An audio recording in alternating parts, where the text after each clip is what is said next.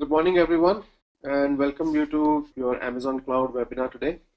The agenda for today's session is we'll be covering what is cloud computing, followed by the different service models which are available within cloud computing. And then we'll also discuss about the deployment model that you can choose in case if you want to move your workload over to the cloud, what are the strategies that you should adopt and what are the different deployment models that you can go ahead with. And then we'll talk about what is AWS. We'll give you an introduction of AWS Cloud and why it is the #1 infrastructure as a service cloud in the market. Then followed by the service models which are available within AWS Cloud and what are the deployment models that you can choose in AWS as well.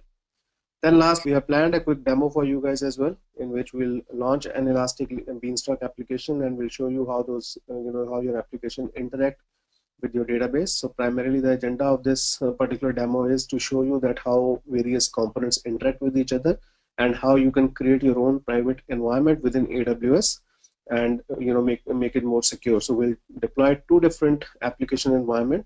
So one, we will try to connect with the RDS instance or the database instance which is in the same environment, and the second application will try and deploy it in a separate VPC and see whether it connects or not. So primarily just to show you the security options which are available in AWS to to deploy your applications. Then lastly, we'll talk about the use cases as well. What are the different use cases that you can adopt and how you can move.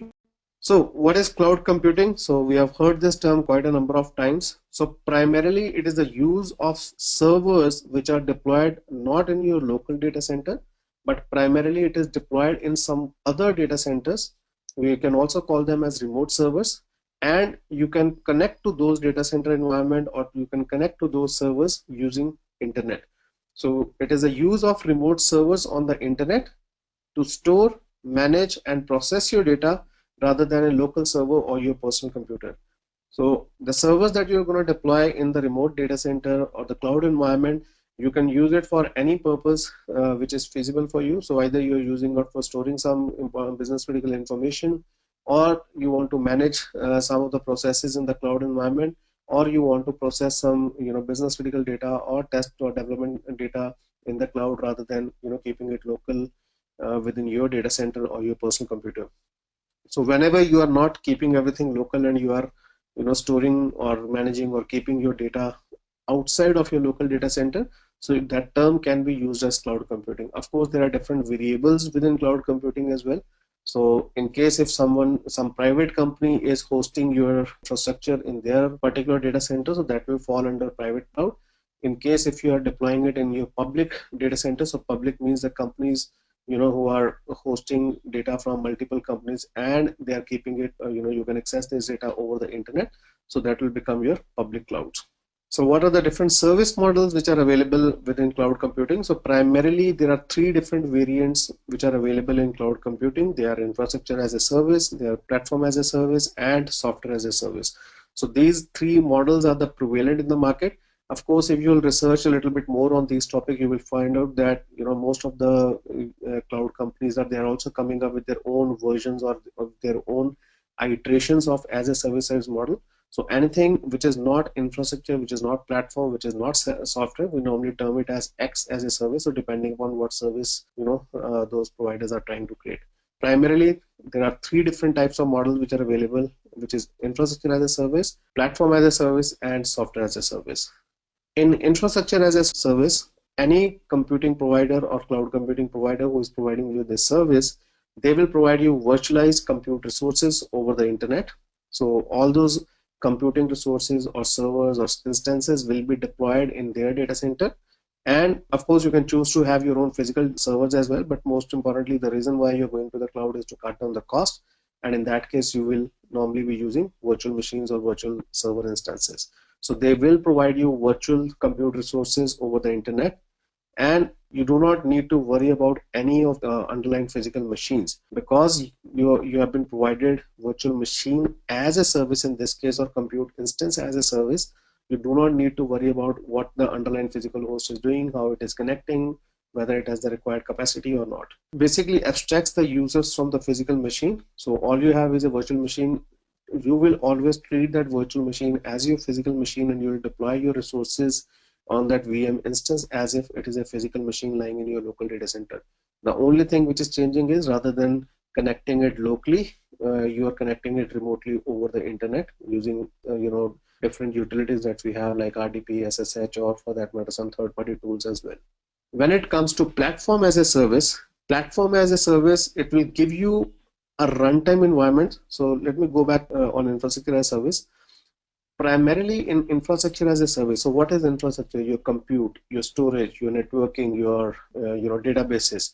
All of these are abstract resources that you can combine and create your own application environment. So for example, you can pick and choose whether you want to deploy a very simple example, whether you want to deploy a WordPress website on a single instance, or you want to deploy a highly available, scalable, and secure WordPress website. In that case, you can choose different tiers. So you will have your web tier where your web servers are sitting, and then you will have your database tier where you will be deploying your separate databases. So you're separating your database from your server instances. So depending upon the environment that you want to use, depending upon the budget that you have, and depending upon how critical that application or your website is, you can pick and choose what services you want, and you can create your own architecture using infrastructure as a service model. So it gives you complete freedom in terms of what resources you can pick, what resources you can use, and how you want to design your application. But when we talk about platform as a service, in platform as a service, you do not have any control over the underlying architecture. Of course, you will have control of the resources that are going that will be deployed under platform as a service, but the architecture will always be same. Platform as a service model is primarily targeted for developer community. So for example, if any developer who want to deploy a PHP application, or for that matter Node.js application or Java application and so on, every time they have to go through the same step, that they will create a web server, they will deploy PHP, they will deploy a MySQL server, they will deploy your PHP runtime environment, they will deploy your Apache web servers and so on. So all these things are repetitive in nature, and for each and every PHP environment you would need these things again and again. So what these cloud computing providers are doing, so that they are giving you this environment as a service, so we can call it as platform as a service. So you have a PHP platform, you have a Java platform, you have a Node.js platform, and so on. So the moment you select that I want to deploy the Node.js application or a PHP application, the underlying architecture will automatically be selected for you.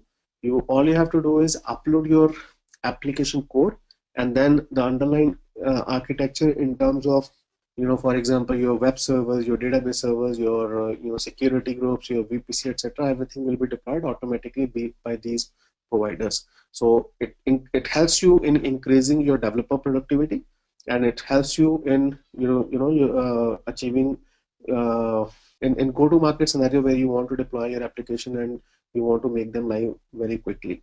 The cloud providers in this case gives the ability to the customer to deploy your applications using programming languages or tools that are provided by the cloud provider. So you cannot change the underlying architecture. That's the key word which is associated with platform as a service, that every time you will deploy this application, every time you will get the same architecture. You cannot change the architecture. Whereas if we talk about software as a service, it goes even a step ahead. Your cloud provider in this case will also deploy the application onto their environment. So apart from the infrastructure, including your compute, your networking, security, databases, etc., they will also deploy the runtime environment, which is usually associated with platform as a service. So in terms of creating a web server, creating a deploying your Apache, PHP, etc. And then on top of it, they're also deploying their application. So the perfect example I can give for software as a service is, for example, Salesforce.com. They have their own cloud, and they are providing their CRM application directly from their cloud environment. The drawback is that you do not have any control on any of the architecture of application, any architecture on the infrastructure, or any architecture of your platform as well. You are getting that software as a service, and in fact the data, which is your data, is also be stored in the cloud provider. So your cloud provider will be responsible for managing your data. So your data is not going to stay locally in your environment. That data will also be stored in the software as a service cloud provider. Examples of apart from Salesforce, other examples that I can think of is, so you have, for example, Microsoft Exchange as a service now. You have Office 365, where all of your office tools are being run in the cloud environment, and everything that you are doing on in your emails, etc., they are all stored in the Microsoft Cloud itself. Then moving on, we also have, so apart from the services model, so again, just to recap, we have three types of service model: infrastructure as a service, platform as a service, and software as a service. Now moving on, we have three types of deployment models. We have public cloud, private cloud, and hybrid cloud. A service provider will always make the resources such as application storage, networking, etc. available to the general public over the internet. It is very easy and inexpensive setup because any underlying infrastructure like hardware, application, bandwidth, etc., they will be covered by the provider, and there will be no wasted resources because normally you will pay for what you use. So that's your public cloud. Primarily, you will deploy your environment in public cloud because you want to save your cost and you want to bring your IT budget lower, right? So every public cloud provider, so we have multiple public cloud providers which are available. So AWS is the leader in that segment, followed closely by Microsoft Azure. Then we have Google Cloud, which is really coming up nicely. Apart from it, there are a lot of other players like Rackspace, Box. There is a cloud from VMware as well. So there are a lot of other entrants in the market, but primarily your public cloud is, whenever you talk about public cloud, primarily you will hear about three public clouds. They are AWS, Azure, and Google. Now, in this public cloud environment, as I said, any of your resources will be deployed on to your public cloud provider environment, and you will access those resources over the internet. Any cloud provider that we talk about, they will always, you will always have pay-as-you-go model for most of the services. There is no upfront cost associated with any of the resources. If you want to deploy a server instance, you can just go ahead and deploy the server instances, and then you can start paying in the monthly billing. Now, of course, there are some variations in terms of pricing as well. So, for example, your AWS cloud, they bill your server instances based on per hour usage. Then you have Microsoft Cloud that I think bill you on per minute usage. Then you have Google Cloud, which gives you sub-second billing as well. Everybody has their own variations of pricing, but the main focus here is that everybody is giving you an option to pay for what you use. And this applies to not only compute instances, this applies to primarily most of the services that they have. But whether we are talking about platform as a service, whether we are talking about your database instances, whether we are talking about storage, all this you will only pay for what you use. Whereas if we talk about private cloud, so what are the examples of private cloud? So companies like HCL, your companies like Wipro, companies like TCS, companies like IBM, companies like CSC, companies like Rackspace, Fujitsu. All of these companies, they also have their own data center as well, which they normally own and operate. Either they own those data center or they lease it from some third party, but they run that data center on their own. So in case if you want to deploy your infrastructure in their data centers, so that becomes, for you, it is still a cloud because you are not deploying it locally in your environment, but you are keeping it in some other data center environment. So that becomes a private cloud environment in this case. All the private cloud providers, they offer hosting services to only a limited number of people behind firewall. So it minimizes the security concerns. Private cloud, it also gives the enterprise or companies direct control of their data because you can manage or you can decide what architecture that you want. You can decide whether I want to keep it in one rack, whether I want to keep it in multiple racks. You can decide where exactly I want to deploy my environment. So you will only choose. So let's say that you are a company working in EMEA region and you want that my data center should only be deployed in, let's say, Frankfurt region. So you will only pick the private cloud companies who have data centers in Frankfurt region only. So you get to decide where you want to deploy. Compare it with public cloud providers. They normally have listed out their data center that we have data centers only in these locations. And apart from it, even if your requirement is to deploy it somewhere else, you do not get that option. Whereas in private cloud, you will select the company whose data center is probably where you want them to be. But keep in mind that with private cloud companies, cost is usually more than the public hosting cloud providers.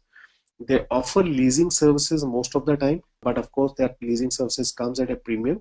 And in most cases, your private cloud companies, there is some kind of upfront cost associated with it. That upfront cost can be in terms of purchasing new equipments for you. That upfront cost can be in terms of transitioning your resources. That upfront cost can be setting up your internet connectivity or setting up your MPLS or IPsec connectivity and so on. And you will pay for each and every element that you're using. So that you may have to pay for the rack spaces, you may have to pay for the power cooling charges, etc. And you will also have to pay for the data that you want to deploy or migrate from your location to the private cloud environment as well. So in terms of pricing, definitely it comes a lot expensive, but it gives you the freedom to decide your own architecture. So you may want that, my web tier should have a separate firewall, your applications environment should have a separate firewall, and your database should have a separate firewall, as well as, IDS and IPS requirement. So you can pick and choose, or you can decide what architecture you want, and your cloud companies will, will oblige in terms of what architecture that you are looking for. The last environment that we want to discuss is the hybrid cloud environment. So as the name implies, so companies who are making use of both the cloud environments, you have your public cloud environment as well as your private cloud environment. If you are making use of both those environments, then it becomes a hybrid cloud. So this is a cloud computing environment which uses a mix of on-prem, private cloud, third party, or public cloud. So it is not just private cloud as well as public cloud. Even if you are keeping some, so typically any company that you talk to, the way they start off with public cloud is they do not move all their workload onto the public cloud immediately. They always start low and slow and items which are non-critical in nature. So typically they will always start with moving their dev and test environment onto the public cloud. And once they get hand and feet dirty, and it's they're more familiar with public cloud environment and they're more confident on public cloud environment, then only slowly and gradually they start moving their business critical applications as well. Now, in terms of keeping your business critical application, you have multiple options. One, you can keep your business critical application within your own data center or within your own locations. We normally call it as on-prem locations or on-premises location. Or you can, you don't want to manage the data centers on your own, then you can use some private cloud companies, and you can host your business critical application in those environments. Or probably you're using some third-party leasing services where the data center is being leased by someone else, but you are managing the entire data center operations on your own. So all this, whenever we have mix of these environments, whenever we have mix of public as well as private or on-prem or third party, we call it as a hybrid cloud environment. Why any company would want to go for a hybrid environment? Because it gives you best of both worlds. By moving your dev and test environment on the public cloud environment, you are bringing your IT budgets low. It gives you more flexibility, it gives you more scalability, it increases your speed of go-to-market, since you can develop and test your applications very quickly on the public cloud environment. But by keeping your business critical applications or your production environment onto your on-prem versus or your private cloud environment, you're making sure that you are following the architecture that you want to follow, and you're keeping your environment more secure. So rather than connecting your production environment over internet, you are connecting to your private cloud environment using some more advanced security features like IPsec, VPN, and so on. However, all these features are now available on public cloud environment as well. You can extend your own connectivity to public cloud environment. You can have your own private connectivity to your cloud environment as well. But still, there are companies who are kind of cynical about security and they don't want to deploy their environment on public cloud providers. So they can follow the model of hybrid cloud model, which is giving them the benefit of price reduction and everything for their dev and test environment, whereas still keeping the security environment in their private cloud environment. All right, so let's talk a little bit about what is AWS. So AWS is a secure cloud service platform offering compute, database, storage, content delivery, and other functionalities, which helps to keep your business, which helps in businesses to scale and grow. So this is a public cloud provider that we are talking about. But as I said, that most of the cloud providers, they also have all the features which are closely aligned with your private cloud as well. So let's take a look at what AWS is and what are the different service models and deployment models that you can adopt in AWS as well. In terms of service model, so typically you can use your AWS service cloud either as a public cloud or as a hybrid cloud as well. So public cloud, when you are deploying all your environment, your dev and test environment on on AWS, so this becomes your public cloud. In case if you're keeping your business critical applications on-prem, and you're using your dev and test environment on AWS, so then you're following the model of hybrid cloud. Of course, AWS is not a private cloud. It cannot be a private cloud. You cannot decide where you want to deploy your infrastructure. I mean, of course, there are regions, availability zones available for you to choose, but still the architecture, or you do not have underlying excess of the architecture that you can do. So there are some designs limitations in terms of what you can or what you cannot do on AWS. So it is not your private cloud environment. In terms of deployment models, primarily, so this is one area where there is a lot of confusion, and students do get confused on whether AWS is an infrastructure as a service model, platform as a service model, or a software as a service model. Whenever you look at the Gartner report for cloud companies, the Gartner report always say that your AWS is a infrastructure as a service model. Why? Pretty simple, that you can go into AWS console, you can pick which resources you want. Maybe you want to deploy it on one server instance, or maybe you want to deploy multiple server instances, maybe you want to deploy a database instance, and so on. So you can pick and choose the environment or the infrastructure variables that you want. So this fits the category of infrastructure as a service model. Whereas there are some services which are available within AWS, and in fact we have planned our demo today for that as well, which fits the category or the definition of platform as a service as well. So for example, there is a service called Elastic Beanstalk, where you can just go and select the runtime environment that you're looking for. So maybe you want to deploy a Java application, PHP application, Docker, Go, Python, etc. So you can select the runtime environment. It will automatically select the underlying architecture for those environment. All you have to do is upload your PHP or your Java or your Go or your Python applications, and it will automatically deploy the underlying environment or underlying architecture. So this fits the definition and category of platform as a service model as well. Thirdly, software as a service model says that you can all your application, even your application will be deployed in the cloud, and you will just get your application as a service. There are numerous companies which are available in the market who are deploying their software on AWS, and they are offering that software as a service to their end customer, right?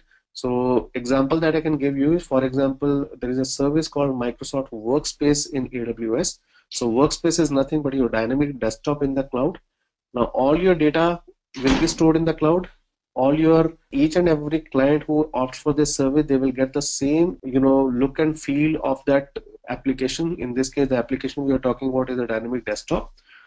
Similarly, you can have your other applications. So for example, you can deploy your, let's say, Exchange in the cloud, or your Active Directory in the cloud. So all these things will come under the category of software as a service model. So your AWS model can be equivalent to an infrastructure as a service, platform as a service, as well as software as a service model. But if we look at the report, or if we look at the Gartner report, typically your AWS is infrastructure as a service model, but there are some services which will fit into the category or definition of platform as a service and software as a service as well. So keep in mind going forward, whenever someone says that AWS is only infrastructure as a service model, so you can give those definitions or examples of the services that can fit into the category of PaaS and SaaS as well. All right, so AWS is an infrastructure as a service because it provides infrastructure in the form of its AWS services. So things like EC2, RDS, VPC, S3, EBS, and so on. So all this is infrastructure as a service. Platform as a service, so I gave you an example of Elastic Beanstalk. So again, with Beanstalk, you can focus on the deployment part or the development part of your application. All you have to do is select the runtime environment, and then you upload your code, and everything underlying will be deployed by the Elastic Beanstalk itself. So this fits the category and definition of platform as a service. So as I said, AWS is not a software as a service in itself, but there is a marketplace in AWS where you can discover and subscribe to dozens. In fact, there are thousands of applications which are available on AWS marketplace. So typically those applications will be in the form of AMI. Okay, so this brings to our demo part, that how do different services interact in the Amazon cloud. So in AWS, you can use various services which work together to form an application. But how do those services interact with each other? So typically you will always create a VPC in your AWS cloud environment. So using that VPC, you can control which particular instances that you are going to deploy in that VPC will have access to the internet or which can be accessed from the internet, which instances will be able to talk to each other, and how you can isolate your resources from the rest of your AWS. So the demo that we are going to show you is we will be deploying a very simple PHP application which will connect to a database instance. In this case, we'll be using an RDS instance for this. And what we'll do is initially we will deploy our database instance. We'll deploy our RDS instance in one VPC. Then we'll create that Elastic Beanstalk application in same VPC and see whether they connect to each other. And then we'll create another Elastic Beanstalk application, this time deploying it in a separate VPC, and then we'll see whether it can connect to that RDS instance or not. So we are trying to show you that when you create a VPC or when you create separate VPCs, the resources within those VPCs do not talk to each other by default. Of course, you can make them talk to each other, but for that you will have to open some security configurations so that they can talk to each other. But the very definition of VPC is that it offers you segmentation within your public cloud. So you can create your own private environment within the public cloud, and those environments will be isolated from each other. All right, so let's go for a quick demo. In interest of time, what I've done is I have already deployed this MySQL database instance. So just to show you the steps that we have done, so all you will have to do is click on launch a database instance, select the MySQL database instance, make sure you stay with the free tier account, click on select, and just for testing purpose, so we are going to do it at dev and test. The only difference between dev and production environment is that this gives you option of multi-AZ deployment. You can use that multi-AZ deployment feature over here as well, but dev and test environment you can primarily be using for single instance. Then you'll select the general public license, which database version that you want to choose. Select the instance class. So T2 micro is the one which is covered under free tier micro. If I choose anyone else, even for example T2 small, so it will give me this this small little warning box which will say that this is not covered under free tier. So if you want to stay within free tier, you need to select T2 micro. This is the feature that I was talking about, the only feature which differentiates whether you want to deploy in production or whether you want to deploy in dev and test. If you select on yes, so it will deploy two database instances, one in each availability zone. If primary database instance goes down, it will automatically switch to the secondary database instance. So this is primarily your high availability requirement. So we're going to say no. Storage type, so there are multiple storage types available. You have general purpose SSD, provisioned IOPS, and magnetic. Magnetic is the cheapest one, but it gives you very low IO. Your general purpose gives you 3 IOPS per GB, so and you can burst up to 10,000 IOPS in general purpose SSD. In case if you want more than 10,000 IOPS, then in that case you will have to select the provisioned IOPS. For provisioned IOPS, you will have to go for minimum 100 GB storage. If I select 50 GB, it will give me an error that I need to select minimum 100 GB. So I will stick to the general purpose one, select maybe 5 or 8 GB since it's just for testing purposes. Then you will have to configure your database instance. So this is the name of your database instance, then your username, your password, and so on. So typically if you deploy it, it normally will take anywhere between 7 to 10 minutes to deploy that RDS instance. So in interest of time, I have already deployed it. So we'll show you that instance that we have deployed. So this is the database instance that we have deployed. So as you can see, we are using T2 micro SSD 5 GB, and then this is the name of the database instance. This is the username. Then we have the password. We have configured a security group. So quickly show you the security group as well. In this particular security group, we have enabled SSH traffic and your MySQL Aurora traffic. I have only enabled this MySQL traffic from my IP so that I can access this database instance. And secondly, I have allowed it from WebDMZ security group. So there is another security group that we have configured, WebDMZ, which is primarily taking all your traffic from the internet on port number 80 and 443. So what we are trying to do over here is that we are launching our web server. So in this case, our web servers will be launched by the Elastic Beanstalk application. but that web server will take traffic from the internet, and we are allowing your database traffic only from that particular security group which has your web servers. All right, so this is already done, it is available. Now let me go to Elastic Beanstalk. So you can click on services and go to Elastic Beanstalk. Make sure that you are in the same region. So I'm in North Virginia region. Again, in interest of time, I have already deployed both the application, but just to show you the step, you can click on create a new application.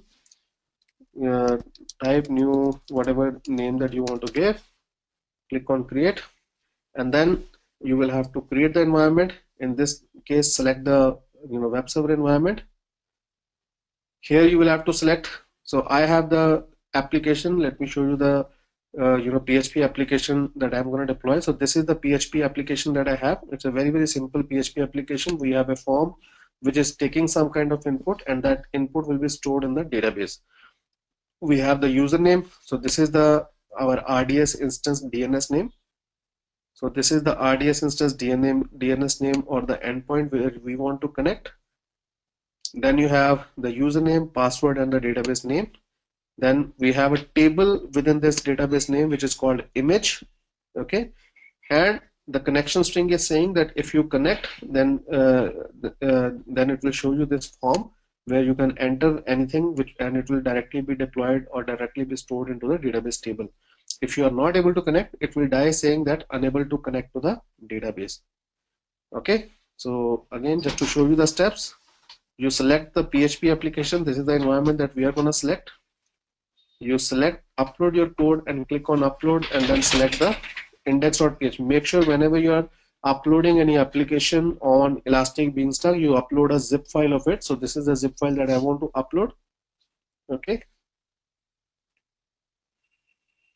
click upload, and then you can go into configure more options, and this is where you can select which instance I want to use. So maybe you want to use the T2 micro which is covered under free tier.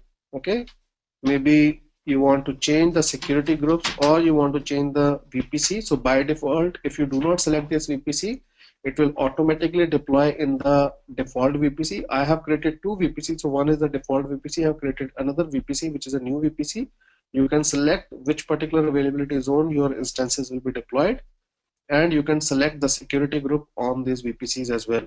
So I have already done that because it will take around 7 to 10 minutes to deploy an Elastic Beanstalk application as well. So the first environment that I have selected, in that environment I'm selected the main VPC or the default VPC, and in that I have launched my Elastic Beanstalk application in a web DMZ. Okay, once you do that in your databases, so we are not going to select anything because our PHP application is automatically connecting to the database. So let's click on cancel here, and let's go back to the previous environment. So this is your first environment. Okay, if you want to see the configuration, you will see it is a single instance, T2 micro instance. Then you have your VPC environment in which I am using the main VPC, and I have selected all the subnets. So in case if I want to deploy in any of those subnets. Okay, and lastly, in terms of database, I have not used any database because my PHP application is automatically connecting to the database. Now this application, as you can see, is already deployed. Okay, so once you click on that application, it will give you the URL. So you click on this URL, and it is this PHP application is asking for the form. So if I want to give the name, so maybe I want to add this record. First of all, let's see the database table. So for that, I'm using the utility called MySQL Workbench. With this utility, I can connect to the RDS database instance and see what are the tables inside it. So the database instance is test database instance that I have included in my PHP application. Within that, there is a table called image. If I run this query, select star from image, it is showing 3 rows as of now. I'm gonna add one more record in this. Let's see if this record is getting added. Let's run this query.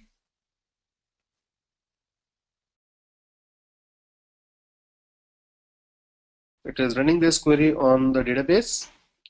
And as you can see, it has added some more records as well. So I may have added some more records in the past, so it is showing you 6 rows as of now. If you run it one more time, you will see the number of records are 66. Let me add one more. So this is demo lab, and it will add another records to the rows as well. Okay, so this is working. Now let me close this particular one. Then I have deployed another application, which is my Beanstalk 2. Now what I did in this application is, rather than keeping it in the same VPC, this time I have deployed it in a separate VPC. So if you see in the VPC section, I have deployed two VPC. One is the custom VPC, or sorry, the default VPC, and one is the new VPC that I have deployed for testing purpose. In this particular application, as you can see, I have only selected two subnets, okay, so that my application will be deployed in this. I'm using a T1 micro in this. I should have used the T2 micro to stay within free tier. Okay, now if I select this particular environment, let's see if I'm able to connect to the database instance or not. Because my security group that I have configured for my RDS or database instance, that security group is only allowing traffic from the security group of my previous VPC that I have configured, or the default VPC. That's why it was allowing connection from the previous Elastic Beanstalk application. But since now it is taking connection from the outside of this VPC, which is not covered under this security group, it will not allow it to connect. So as you can see, it is still not connecting. It will try for some time, and after that it will display the message that unable to connect to that particular database. Okay, so it will try a couple of times, and after some time it will show you display the message unable to connect to the database, please try again later. So that's our PHP application, the way we have configured it. All right,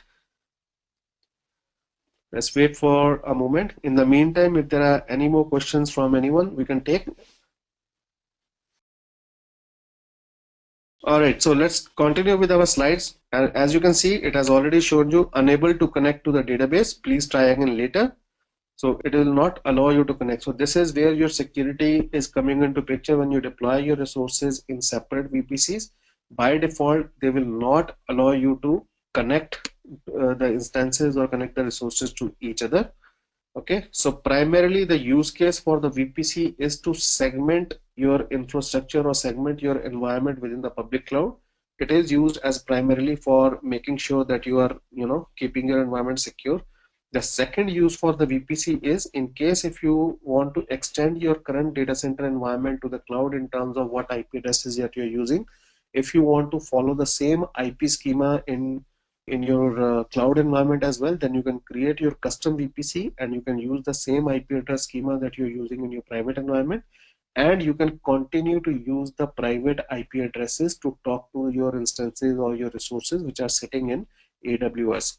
Of course, for that you need to have some kind of private connectivity between your data center environment and AWS environment as well. So you can use direct connect and use MPLS or lease line or IPsec connectivity to talk to those instances as well.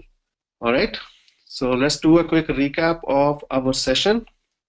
So what we did, so first of all, we started off with a definition of what is cloud computing. So primarily, the very definition of cloud computing is when you are deploying your servers or your storage or your resources outside of your local environment, then you are using the cloud computing services. Initially, we used to call it as a hosting environment, but now it is called cloud computing environment. In terms of service models, so there are three types of service models, which is infrastructure as a service, platform as a service, and SaaS, software as a service. We called it as IaaS, PaaS, and SaaS. In infrastructure as a service, you can pick and choose the infrastructure and you can create your own architecture that you want.